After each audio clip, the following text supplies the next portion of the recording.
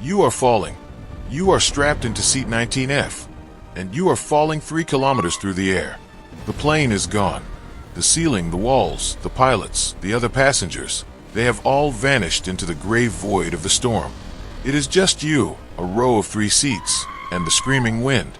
You are 17 years old. You are wearing a sleeveless graduation dress, and you are spinning. The centrifugal force is so violent that the blood is being pushed into your head and feet, blurring your vision. You see the jungle below. It doesn't look like trees. It looks like broccoli. A vast, endless carpet of green broccoli waiting to catch you, or kill you. You reach out your hand. You try to grasp the empty air where your mother's hand was just seconds ago. But there is nothing but the cold, wet wind. You close your eyes. You wait for the impact. You wait for the lights to go out. But they don't. When Elara Vance opened her eyes, she wasn't in heaven. She was in hell. Or rather, she was in the deepest, most impenetrable part of the Amazon rainforest. It was silent. That was the first thing she noticed. The roaring jet engines, the screaming passengers, the tearing metal. It had all been replaced by the heavy, suffocating silence of the jungle. Sunlight filtered through the dense canopy above, dappling the forest floor where she lay. Elara tried to sit up, but the world tilted violently. Pain, sharp and electric, shot through her collarbone. Her right eye was swollen shut. She looked down at her arm. There was a deep, jagged gash, the flesh torn open, but strangely, it wasn't bleeding. The rain, the torrential storm that had brought the plane down, had washed the wound clean. She was still strapped into her seat. Seat 19F. She unbuckled the belt. Her fingers were trembling, not just from shock, but from a cold that seemed to live inside her bones. She stood up, her legs wobbling like a newborn foal's. She looked around. She yelled for her mother. Maria. Mama. The jungle swallowed her voice instantly. No echo. No response. Just the buzzing of a million insects and the distant call of a bird that sounded like a mocking laugh. Elara didn't know it yet, but she was the sole survivor of Lanza Flight 508. 91 people had boarded that plane. 91 people had plummeted into the abyss. Only one had woken up. How does a human being survive a fall of 10,000 feet without a parachute? Physics says you die. Biology says you explode on impact. But fate is a strange architect. Elara had been saved by a combination of impossible variables. The row of seats she was strapped into had acted like a maple seed, spinning as it fell, creating drag that slowed her terminal velocity. Then she had hit the canopy, the thick, interwoven branches of the giant trees, which acted as a series of breaking nets, slowing her down further before she finally landed on a deep pile of decaying leaves on the forest floor. She was a miracle of physics, but as she stood there, alone in the green dark, she realized that surviving the fall was the easy part. The fall took 3 minutes. Dying in the jungle could take weeks. She was wearing a mini dress. She had one sandal. Her glasses were broken, and she was surrounded by an ecosystem that viewed her not as a human being, but as protein. Most people in this situation would stay put. They would wait by the wreckage of the seat, hoping for rescue helicopters. But Elara had an advantage. Her father was a biologist. She had grown up in research stations. She knew the jungle, and she knew that in this part of the Amazon, the canopy is so thick that from the air, the ground is invisible. If she stayed here, underneath the trees, the search planes would never see her. She would rot in seat 19F. She had to move. Her father had told her once, a piece of advice that now echoed in her concussion-rattled brain. If you get lost in the jungle, find water. A tiny stream leads to a bigger stream. A bigger stream leads to a river. And rivers are the roads of the jungle. Rivers lead to people. Elara found a tiny trickle of water nearby. She began to walk. The first day was a haze of adrenaline and denial. She kept expecting to find her mother around the next bend. She found a bag of candy scattered on the forest floor, panettone and sweets from the Christmas luggage that had burst open in the sky. She ate a single candy. She put the rest in her pocket. That was her food supply. By the third day, the adrenaline was gone. Reality set in. The jungle was not like the nature documentaries. It was hot, humid, and hostile. The air was so thick with moisture it felt like breathing soup. And the insects were a torture she hadn't anticipated. Mosquitoes and flies swarmed her exposed skin. They bit her face, her arms, her legs. Without insect repellent, she was an all-you-can-eat buffet. But the worst enemy wasn't the bugs. It was the sound. Every time a plane flew overhead, and they did, high above the canopy, searching for the crash site, Elara would scream. She would wave her arms. But the trees were a prison. She could hear the engines. She could feel the vibration of rescue, but she couldn't be seen. It was a psychological torture designed to break her spirit. After the third plane passed, the silence that followed felt heavier than before. It felt like a coffin lid closing. On the fourth day, she found the bodies. She came across a row of seats, face down in the dirt, still strapped to a piece of the fuselage. It wasn't her mother. It was 3 strangers. Their legs were sticking straight up in the air, broken and twisted. Elara stopped. She looked at them. She didn't feel horror. She felt a profound numbness. She realized that she was looking at her own alternative ending. She poked the woman's shoulder, hoping for movement. There was none. The smell of decay was already starting, a sweet, sickly scent that mixed with the smell of wet earth. She kept walking. She had to keep walking. By day 6, Elara was dying. Her collarbone was grinding with every step. Her vision in her good eye was blurring. She was dehydrated, drinking the brown, silty water from the stream, which was slowly growing into a creek. But the water that kept her alive was also killing her. It was full of parasites. Her stomach cramped violently. But the real horror was her arm. The gash on her right arm had not healed. It had become a nest. Flies had laid eggs in the open wound. The eggs had hatched. Elara looked down at her arm and saw movement inside her own flesh. Maggots. Dozens of them. They were eating her alive from the inside out. The pain was excruciating. A constant, burrowing sensation that made her want to scream until her throat bled. She remembered her father treating a dog for worms. He had used gasoline. She didn't have gasoline. She had nothing. She sat by the riverbank, staring at the writhing larvae in her arm.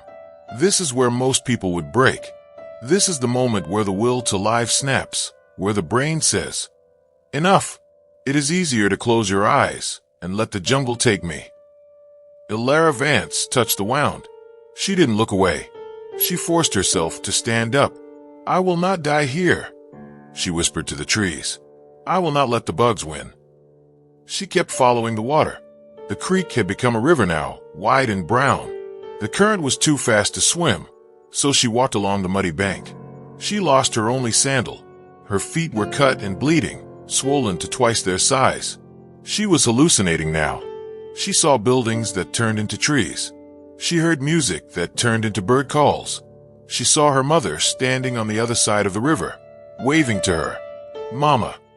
Elara waded into the water, but the figure dissolved into a cluster of bamboo. Elara fell into the mud and wept. She wept for the girl she was 7 days ago. The girl in the graduation dress who worried about boys and grades. That girl was dead. The creature in the mud was something else. Something harder. On the 9th day, she saw something that couldn't be a hallucination. It was too geometric, too straight. Nature doesn't make straight lines. It was a boat, a small, wooden canoe with an outboard motor, moored against the muddy bank. Elara froze. She rubbed her good eye. The boat didn't disappear. She scrambled down the bank, sliding on her stomach, because her legs refused to hold her weight. She touched the cold, wet wood of the hull. It was real. It was man-made. Beside the boat, there was a small path leading up the hill. She crawled up it. At the top, there was a small shelter, a roof of palm fronds held up by 4 sticks. A logger's hut. There was no one there, but there was a fire pit, and there was a small can of gasoline. Elara remembered the maggots. She remembered the dog. The pain in her arm was blinding now. She knew that if she didn't get them out, the infection would reach her blood, and she would die of sepsis before anyone found her. She took the gasoline. She poured it directly into the open wound on her arm. The pain was not of this world. It was a white-hot agony that made her vision go black. But it worked.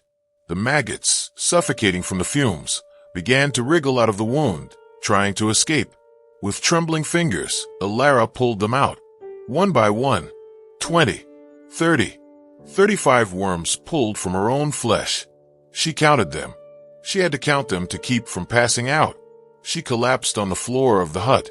She was too weak to move, too weak to look for food. She lay on the rough planks, listening to the rain hammer against the roof. She waited. Day 10 passed. No one came. She couldn't leave the hut. She knew she didn't have the strength to walk another mile. This was the end of the line. If the loggers didn't return, this hut would be her tomb. Night fell. The jungle cacophony began again. Elara drifted in and out of consciousness. She dreamed of ice cream. She dreamed of a bed with clean white sheets. Then she heard it. Voices.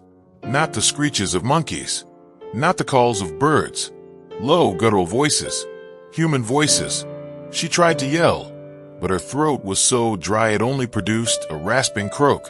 She tried to bang on the floorboards, but her arms were like lead. 3 men walked into the clearing. They were local lumberjacks, rough men with machetes and weathered faces.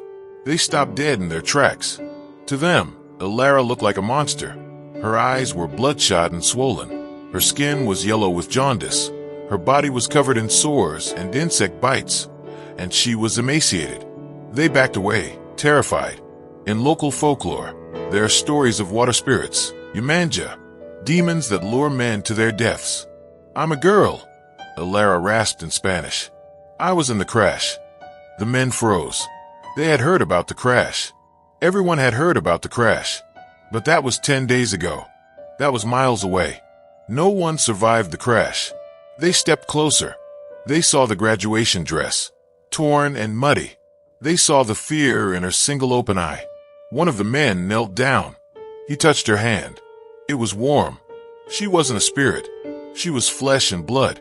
He carefully lifted her up. She weighed nothing. She was lighter than the wood they carried every day. "You are alive," the man whispered, as if he couldn't believe the words himself. "God help us, you are alive."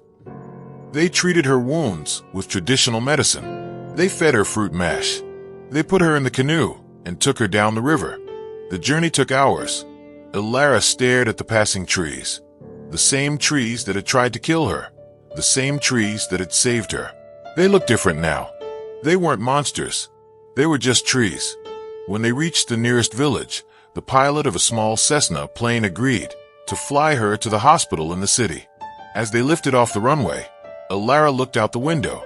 She saw the jungle stretching out to the horizon, a green ocean of secrets. Somewhere down there was seat 19F. Somewhere down there was her mother. She didn't cry. She had no tears left.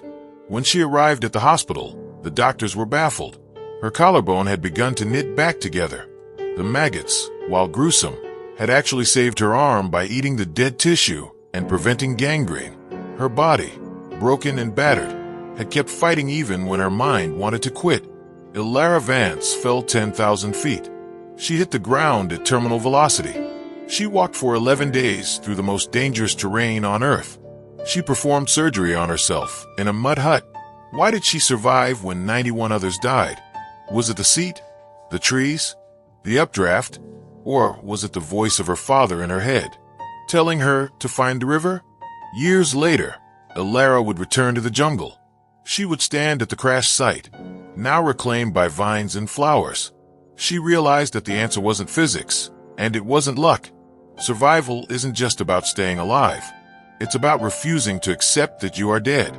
When you are falling from the sky, you have no choice. Gravity owns you. But when you hit the ground, when you open your eyes in the silence of the aftermath, the choice returns. You can lay down and wait for the end, or you can stand up, broken and bleeding, and start walking toward the water. Elara Vance walked, and because she walked, she lived to tell you this story. The next time you feel like the world is crashing down around you, remember the girl who fell from the clouds. Remember that even when the fall is impossible and the jungle is endless, there's always a river.